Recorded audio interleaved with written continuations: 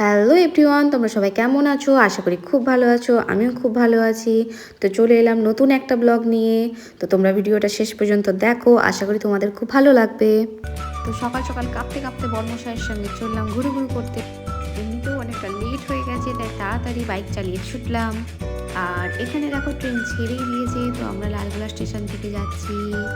কোথায় তোমাদেরকে অবশ্যই দেখাবো। তো এখানে আমার ঝাঁটার কাঠির মতো চুলগুলোকে একটু ঠিক করে নিচ্ছি আর কি। তো চলে এলাম সেই ঐতিহাসিক শহর মুর্শিদাবাদ। দেখো এখানে আমাদের ট্রেনটা চলে গেল আর আমরা চললাম গন্তব্যের দিকে। এসকেলেটারে দুজনে মিলে চেপে পড়লাম। সিঁড়ি দিয়ে উঠতে বড্ড কষ্ট হয়, বুঝতেই তো পারছো, বয়স হয়েছে। তো এখানে টোটোই চেপে পড়েছি। চলো দেখা যাক কোথায় কোথায় যাচ্ছি। আমার বাবা পয়সা করে নেয়, আমি গরিব, তাই ঘোড়ার গাড়িতে চাপতে পারলাম না। তো আমি চলে এলাম তোপেখানায় জাহানকোষ বন্দুকের কাছে। দেখো আমি সিঁড়ি দিয়ে উঠছি আর চুল ঠিক করতে করতে আসছি। কত বড় জিনিসটা একটু হাত বুলিয়ে বুলিয়ে দেখার খুব ইচ্ছা হচ্ছিল, তাই দেখছিলাম আর কি। সব প্রাচীন জিনিস দেখে খুবই এক্সাইটেড লাগছিল আমার। তো এখানে আমার ইয়ো হানি সিং এর সঙ্গে একটা ভিডিও না করলে কি আর হয় বলো তো।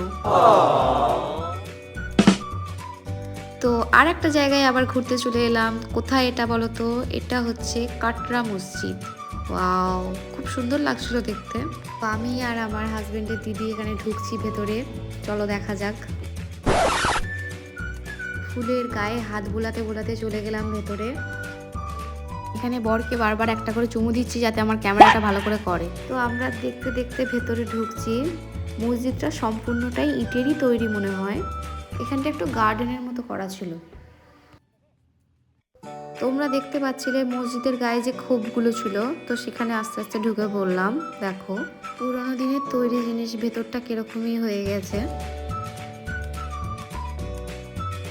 আমরা আস্তে আস্তে বাইরে বেরিয়ে এলাম, দিয়ে ধারে ধারে দেখতে দেখতে যাচ্ছিলাম।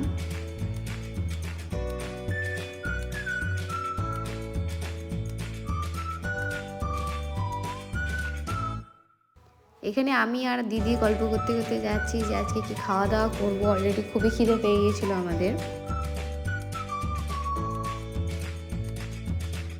এখানে দিদিকে দেখো একবার, দিদিকে মনে হয় গরম করছে তাই হাওয়া খাচ্ছে। দেখো আমি এখানটাতে একটু ঢং করে নিলাম ঘুরে ফিরে ভালো করে। ওয়াও, এই জায়গাটা জাস্ট দেখো একবার। প্রাচীন দিনের কাজ, কত সুন্দর, কত নিখুঁতভাবে কাজ করা আছে। জায়গাটা দেখতেও খুব সুন্দর লাগছিল, মনে হচ্ছে প্রাচীন দিনে হারিয়ে যাচ্ছি আমি। এখানে বরের হাত ধরে ভালো করে নিয়ে যাচ্ছিলাম, আবার বর না হারিয়ে যায় আমার। সামহাও এই জায়গাটায় তখন আশা করি নামাজ পড়া হতো মনে হয়। এই যে খোপগুলো এক একটা নামাজের জায়গা। তো আমি এখানে দেওয়ালের গাগুলোতে হাত বুলিয়ে বুলিয়ে ভালো করে আসছিলাম আর কি। এখানে একটু নিজেকে দেখে নিলাম কেমন লাগছে আমার। এই খোপগুলোর ভেতরগুলো দেখো কত নিচু, কত ছোট ছোট। আমি বুঝতে পারছিলাম না এগুলো কীরকম কক্ষ। আমি ঢুকছি একটা একটা করে।